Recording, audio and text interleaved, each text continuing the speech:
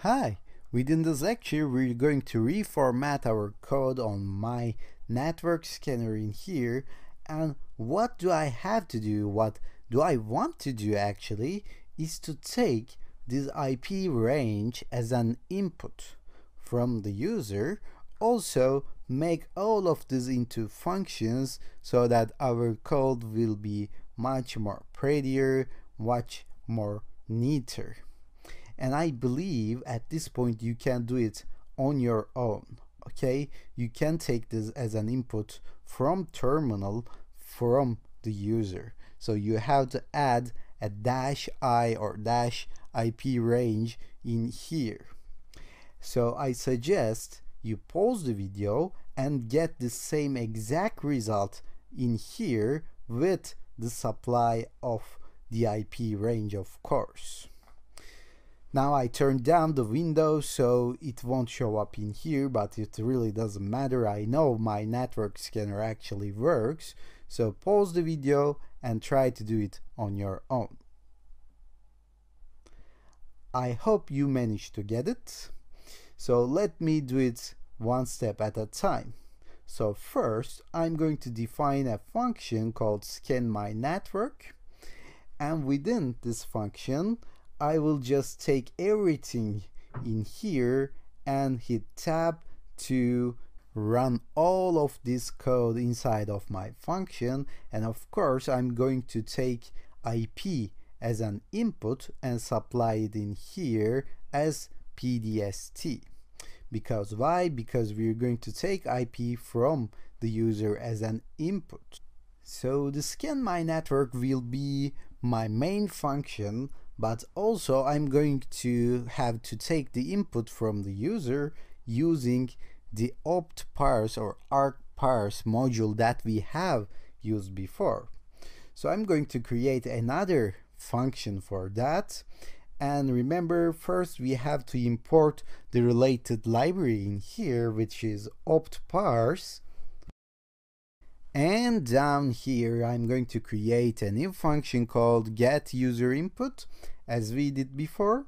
And inside of that function, first I have to create an opt_parse object, which is parse object. Okay, and remember you have to say opt_parse.optionParser and put parentheses at the end. So now we created our own instance. Now let me work with that instance. Say parseObject.addOption. And we're going to work with only one option here because we're going to take the IP range only. So let me give the first argument as -i, and this will take the IP.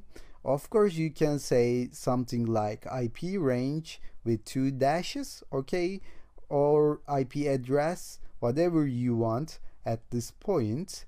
And let me do comma and supply help function here as well. So this is to get the IP address or something, or you can just say enter IP address. You can be more explicit here if you want. I'm going to make it short. And then remember what? Remember we have to get the arguments of that parse object. All I have to say is just parseObject.parseArguments. Okay, so if I do that, it will return to me a tuple, as you may remember. And within that tuple I will have my arguments and my returned inputs. Okay, so I will say user input and arguments, and I will work with user input.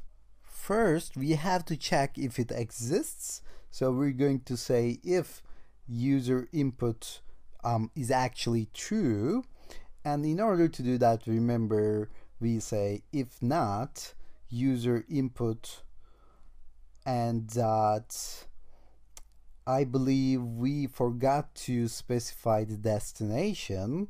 Okay, so let me do it first, which is a great mistake in here. So we have to specify a destination variable.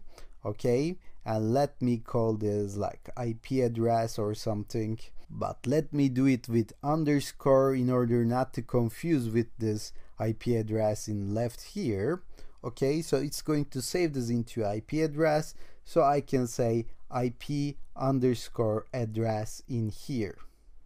Okay, so if it means that if not user input dot IP address, and it means that if it doesn't exist, so it means that either user didn't give an IP address or either there has to be some sort of error in here. So I will say print enter an IP address.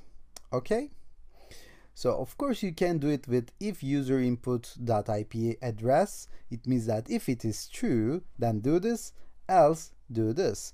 But if you say if not, it means that there is an error and I want to do this.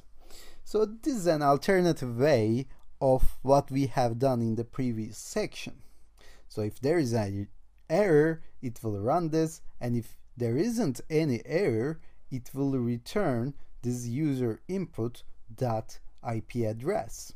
Okay, and then we can use this get user input function in order to get the IP and supply it to the scan my network function in here.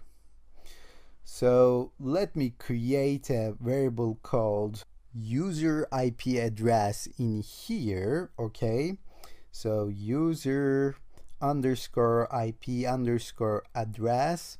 And how do we get that? We get that from get user input, and since this will return me the user input, not the IP address itself, I will say scan my network, and inside here I have to say user IP address dot IP underscore address. Okay, so I have tried to be alternative as much as I can in here. As you can see, maybe you have written some code different than mine here, but it really doesn't matter as long as it works. So maybe you used if rather than if not in here. Maybe you used a user IP address in your own way. It really doesn't matter. So let me try this without giving any inputs, and let's see if we get an error back. As you can see, it says that enter IP address. So let me give it an IP address in here, 10.02.1/24, and if I hit enter, it will just scan this IP range and get the results back to me. So now we are done here. Okay, if you just try this with no IP address, again it will say an error, option requires an argument, then everything works fine. Now we are okay and we can stop here, and within the next lecture we're going to just see if this is compatible with Python 3 as well.